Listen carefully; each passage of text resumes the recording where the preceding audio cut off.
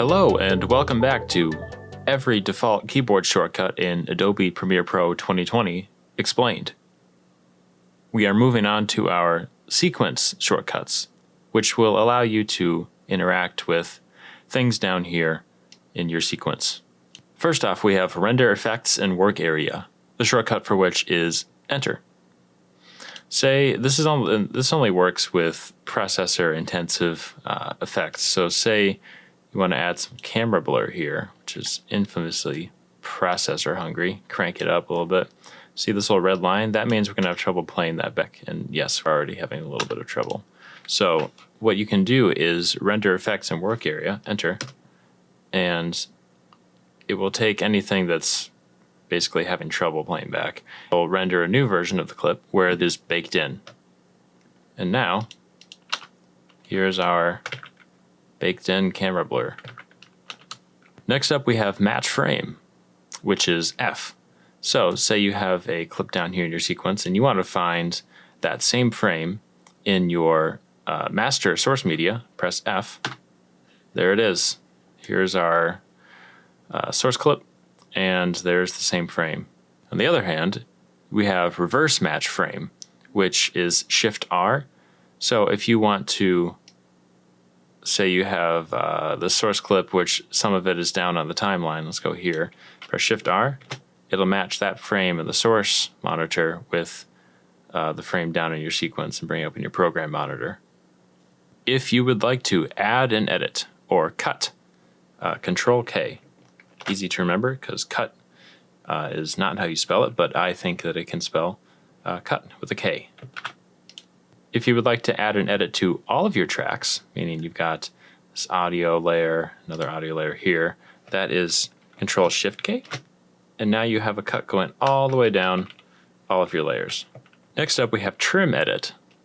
All you got to do is press Shift+T, and you get to this fancy window where you are able to trim your clip back. So you can use the arrow keys to navigate your footage like normal, but if you press, and they have it even written up here, trim forward many frames is CTRL+SHIFT+right, couple frames, CTRL+right, CTRL+left, and CTRL+SHIFT+left. So CTRL+SHIFT+right, we can trim this down. Very cool. And next we also have our Extend Selected Edit to Playhead. This goes along with your Trim Edit shortcut. So Shift+T for Trim Edit. Say you wanted to move, I don't know, all the way down here. You can just press E, and that will extend the edit to where the playhead is. Awesome. And just click anywhere to get out of that box, and here you are with your edit. If you would like to apply the default video transition, select your clip and press CTRL+D. Now we have a fade. If you would like to apply the default audio transition, that is CTRL+SHIFT+D. Now we have fades down there. And if you would just like to apply the default transition to both your video and audio layers, that is Shift+D.